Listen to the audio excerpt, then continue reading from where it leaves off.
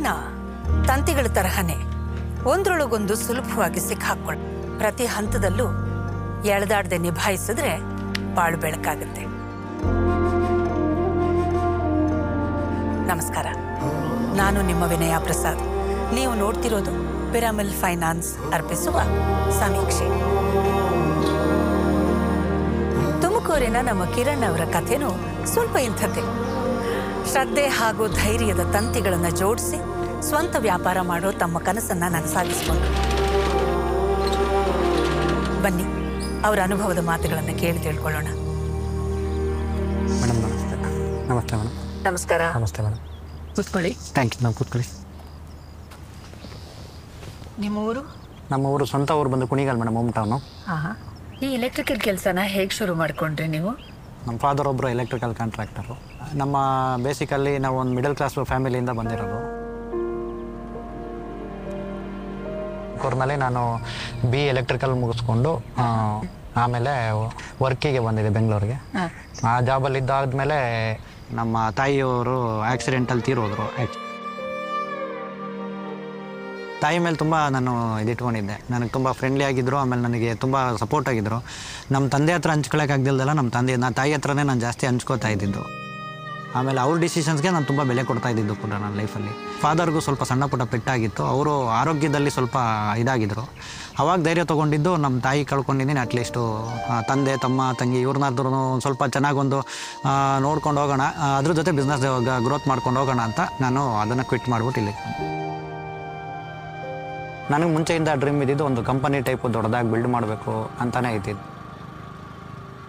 ಈಗ ಹೊಸ ಜಾಗಕ್ಕೆ ಹೋಗಿ ಒಂದು ಬಿಸ್ನೆಸ್ಸನ್ನು ಲಾಂಚ್ ಮಾಡೋದಾಗಲಿ ಅಥವಾ ಗೊತ್ತಿರೋ ಬಿಸ್ನೆಸ್ಸನ್ನು ಎಕ್ಸ್ಪಾಂಡ್ ಮಾಡೋಕ್ಕೆ ಹೋಗೋದಾಗಲಿ ಇದೆಲ್ಲ ಸುಲಭದ ವಿಷಯ ಅಲ್ಲ. ಇಲ್ಲಿ ಬಂದಿರೋ ಪ್ರಾಬ್ಲಮ್ಸ್ ಏನು ನಿಮಗೆ? PU ಇಂದ ಹಿಡಿದು ಇಂಜಿನಿಯರಿಂಗ್ವರೆಗೂ ತುಮಕೂರಿನಲ್ಲೇ ಸ್ಟಡಿ ಮಾಡಿದ್ರಿಂದ ಫ್ರೆಂಡ್ ಸರ್ಕಲ್ಸ್ ಇತ್ತು ನಂಗೆ ತುಮಕೂರಲ್ಲಿ. ಅದೊಂದು ನಂಬಿಕೆ ಮೇಲೆ ನಾನು ಅಲ್ಲಿಗೆ ಬಂದಿದ್ದು. ಫ್ರೆಂಡ್ಸು ಸ್ವಲ್ಪ ಫೈನಾನ್ಷಿಯಲಿ ಹೆಲ್ಪ್ ಮಾಡಿದ್ರು. ನಾನು ಫರ್ದರ್ ಅವ್ರು ರಿಟರ್ನ್ ಮಾಡಿ ಎಲ್ಲ ಕ್ಲಿಯರ್ ಮಾಡಿ. ಯೂಶಲಿ ಮೇಡಮ್ ನನಗೆ ಫ್ರೆಂಡ್ಸ್ದಾಗಲಿ ಬ್ಯಾಂಕ್ದಾಗಲಿ ನನಗೆ ಸಾಲ ಇದ್ದರೆ ನನಗೆ ಬೇಗ ನಿದ್ದೆನೂ ಬರೋಲ್ಲ. ನನಗೆ ಅದು ಕ್ಲಿಯರ್ ಆಗೋವರೆಗೂ ನನಗೆ ಬೇಸಿಕಲಿ ಎಲೆಕ್ಟ್ರಿಕಲ್ ಕಾಂಟ್ರಾಕ್ಟರ್ 40 ಇಯರ್ಸಿಂದ. ಸೊ ಹಂಗಾಗಿ ಅದೇ ಬಗ್ಗೆ ಇಂಟ್ರೆಸ್ಟ್ ಇತ್ತು ನಮಗೂ ಕೂಡ. ವರ್ಕೆಲ್ಲ ನೋಡಿ ನಾವು ಆ ಥರನೇ ದೊಡ್ಡ ಕಾಂಟ್ರಾಕ್ಟ್ ವರ್ಕ್ ಮಾಡಬೇಕು, ದೊಡ್ಡ ರೇಂಜಿಗೆ ಬೆಳಿಬೇಕು ಅನ್ನೋ ಒಂದು ಆಸೆ ಇತ್ತು.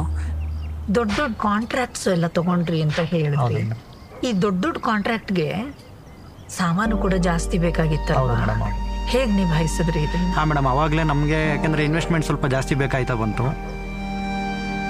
ಸ್ಟಾರ್ಟಿಂಗ್ಲಿ ನಾನು ಕೆಲವು ನ್ಯಾಷನಲೈಸ್ಡ್ ಬ್ಯಾಂಕು ಆ ಥರದ್ದೆಲ್ಲ ಸುಮಾರು ಬ್ಯಾಂಕ್ಗಳನ್ನ ನಾನು ಹೋದೆ. ಒಂದು 4-5-6 ಬ್ಯಾಂಕ್ಗೆ ಹೋದೆ ನಾನು. ಪ್ರಾಪರ್ಟಿ ಮಾರ್ಟಿಗೇಜ್ ಕೊಡಿ, ಬರೀ ಬಿಸ್ನೆಸ್ ಲೋನ್ ಕೊಡೋದಕ್ಕಾಗೋದಿಲ್ಲ. ಆಮೇಲೆ ಪ್ರಾಪರ್ಟಿ ಮಾರ್ಟಿಗೇಜ್ ಮಾಡೋದಕ್ಕೂ ನಾನು ರೆಡಿ ಇರಲಿಲ್ಲ ಮೇಡಮ್, ಯಾಕೆಂದರೆ ನಾನು ಫ್ಯಾಮಿಲಿಯಿಂದ ಯಾವುದೇ ಸಪೋರ್ಟ್ ತೊಗೊಂಡಿರಲಿಲ್ಲ. ಹಂಗಾಗಿ ನಾನು ಪ್ರಾಪರ್ಟಿ ಮಾರ್ಟಿಗೇಜ್ ಮಾಡೋಕ್ಕೂ ರೆಡಿ ಇರಲಿಲ್ಲ. ನಮ್ಮ ಬರೀ ಟ್ರಾನ್ಸಾಕ್ಷನ್ ನೋಡಿ ಕೊಡೋಕ್ಕಾಗೋದಿಲ್ಲ. ಈ ಥರ ಎಲ್ಲ ನನಗೆ ಫೇಸ್ ಮಾಡ್ತಾ ಬಂದೆ ನಾನು. ಪೇಪರ್ ವರ್ಕ್ಸು ತುಂಬ ಇರ್ತಿತ್ತು. ಈಗ ಯಾರನ್ನಾದರೂ ಇಂಟ್ರೊಡ್ಯೂಸರ್ಗಳನ್ನ ತೊಗೊಬನ್ನಿ, ಅವ್ರು ಇವ್ರದ್ದು ಶ್ಯೂರಿಟೀಸ್ ಹಾಕ್ಸಿ, ಇವೆಲ್ಲ ನನಗೆ ತುಂಬ ರಿಸ್ಕ್ ಅನ್ನಿಸ್ತು. ನನಗೆ ಆವಾಗ ನನಗೆ ಒಂದು ಸರಿ ಅನ್ನಿಸ್ತು, ಈಗ ಕಷ್ಟ ಆಗುತ್ತೇನೋ ಮುಂದೆ ವರ್ಷೋದು, ನಾನು ದೊಡ್ಡ ಮಟ್ಟಕ್ಕೆ ತಗೊಂಡೋಗೋದು ಕಷ್ಟ ಆಗುತ್ತೇನೋ, ಇದೇ ಸಣ್ಣ ಮಟ್ಟಕ್ಕೆ ಉಳ್ಕೊಂಡ್ಬಿಡ್ತೇನೋ ಅಂತ ಒಂದು ಸರಿ ಅನ್ನಿಸ್ತು. ಒಂದು ಸ್ವಲ್ಪ ಸರಿ ಪಿರಾಮಲ್ ಅನ್ನೋ ಒಂದು ಫೈನಾನ್ಸ್ ಕಂಪ್ನಿ ಬಗ್ಗೆ ನನಗೊಂದು ಹಿಂಗೆ ಅಡ್ವರ್ಟೈಸ್ಮೆಂಟಲ್ಲಿ ಬಂತು ನಮಗೆ. ಸೊ ಹಂಗಾಗಿ ಬಿಸ್ನೆಸ್ಸು ವಿತೌಟ್ ಮಾರ್ಟಿಗೇಜ್ ಅಂತ ಅನಿಸಿದ್ದು ಈ ಬ್ಯಾಂಕಿಗೆ ಹೋದ ಮೇಲೆ ನಮಗೆ ಯೂಸ್ ಆಯಿತು ಮೇಡಮ್. ಅವ್ರು ಯಾವುದೇ ರೀತಿ ಬೇರೆ ಬ್ಯಾಂಕ್ಗಳಷ್ಟು ನಮಗೆ ಈ ಡಾಕ್ಯುಮೆಂಟೇಷನ್ ತೊಂದರೆಗಳನ್ನಾಗಲಿ ಏನು ಬೇರೆ ಥರ ಕೊಡಲಿಲ್ಲ. ಬೇಗನೆ ನಮಗೊಂದು 10 to 15 ಡೇಸಲ್ಲಿ ಒಂದು ಲೋನ್ ಪ್ರೊಸೆಸ್ ಮಾಡಿಕೊಟ್ರು. ಯಾವುದೇ ಮಾರ್ಟಿಗೇಜಸ್ಸು ಯಾವುದೋ ಅವರು ಕೇಳಲಿಲ್ಲ, ಯಾವುದೇ ಜಾಸ್ತಿ ಶ್ಯೂರಿಟೀಸ್ದು ಈ ಥರ ಯಾವುದೋ ನಮಗೆ ಸಮಸ್ಯೆ ಬರಲಿಲ್ಲ. ಅವರು ನಮ್ಮ ಇಂಟೆನ್ಷನ್ಸಿಗೆ ಬೆಲೆ ಕೊಟ್ಬಿಟ್ಟು ಅವ್ರು ನಮಗೆ ಫೈನಾನ್ಸ್ ಮಾಡಿಕೊಟ್ಟಿದ್ದಾರೆ. ನಾವು ಎಷ್ಟು ಬೇಗ ಆಗುತ್ತೋ ಅಷ್ಟು ಬೇಗ ಅದನ್ನು ಅವ್ರಿಗೆ ನಾವು ರೀಪೇಮೆಂಟ್ ಮಾಡಿಬಿಟ್ಟು ಅವ್ರ ಹತ್ರ ನಾವು ಒಂದು ಕನೆಕ್ಟಿವಿಟಿ ಚೆನ್ನಾಗಿ ಉಳಿಸ್ಕೋಬೇಕು ಅನ್ನೋದು ನಮ್ಮ ಉದ್ದೇಶ. ಈಗ ನಿಮಗೆ ಲೋನ್ ಸಿಕ್ತು, you are a happy person. Yeah madam. ಅಲ್ಲ?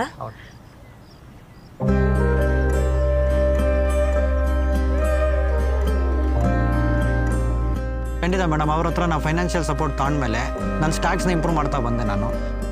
ಯಾಕೆಂದರೆ ನಮ್ಮ ತಂದೆಯವರು ಹೆಸರಿಟ್ಟಿರೋ ಕಂಪ್ನಿನ ನಾನು ಬೆಳೆಸ್ಕೊಂಡು ಹೋಗ್ಬೇಕು. ಅವರು ಶಿವ ಎಲೆಕ್ಟ್ರಿಕಲ್ಸ್ ಅನ್ನೋ ಒಂದು ಕಂಪ್ನಿನ ಸ್ಟಾರ್ಟ್ ಮಾಡಿದರು 40 ಇಯರ್ಸ್.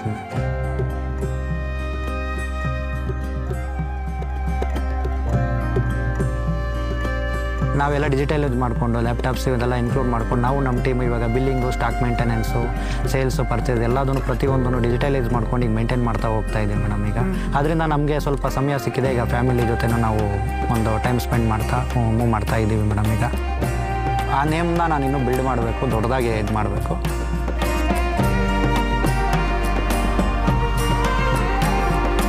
ನೋಡಿದ್ರಲ್ಲ, ನಮ್ಮ ದೇಶದ ಪುಟ್ಟ ಪುಟ್ಟ ಹಳ್ಳಿಗಳಲ್ಲಿ, ಓಣಿಗಳಲ್ಲಿ ಎಂಥ ಪ್ರೇರಣೆ ಆಗ್ತಿದೆ ಅಂತ. ಈ ಪ್ರೇರಣೆ ನಮಗೆ ಉದ್ದೇಶದ ಮೌಲ್ಯವನ್ನ ಸಾರಿ ಹೇಳುತ್ತೆ. ಈಗ ಈ ಉದ್ದೇಶ ಬರೀ ನೋಡೋದು ಮಾತ್ರ ಅಲ್ಲದೆ ಅದಕ್ಕೆ ಮಹತ್ವ ಸಿಗ್ತಾ ಇದೆ.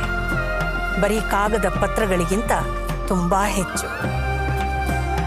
ಬನ್ನಿ ಮತ್ತೆ ಭೇಟಿಯಾಗೋಣ ಉದ್ದೇಶದ ಮಹತ್ವ ಸಾರೋ ಇನ್ನೊಂದು ಕಥೆಯೊಂದಿಗೆ. ನಮಸ್ಕಾರ.